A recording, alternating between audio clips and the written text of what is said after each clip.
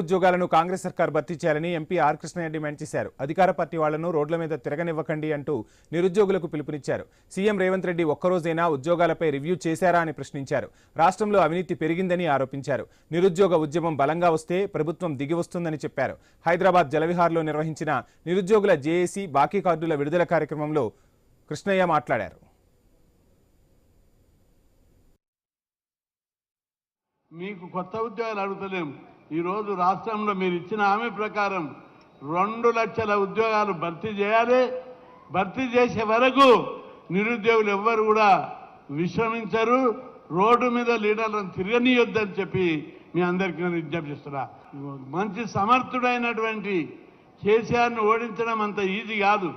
కేవలం నిరుద్యోగుల అగ్రహంతో, మాకు జాబులు వస్తలేవనే అగ్రహంతో వాళ్ళందరూ రథయాత్ర పెట్టి ప్రచారం చేసి నేను గెలిపిస్తే ఉద్యోగాల విషయంలో లేవు. ఎప్పుడు ముఖ్యమంత్రి జేఏడీ వాళ్ళతోటి, చీఫ్ సెక్రటరీ తోటి, ఎక్స్పర్ట్ అనుభవం ఉన్న వాళ్ళతో ఎప్పుడు కూడా రివ్యూ మీటింగ్ పెట్టలేదు.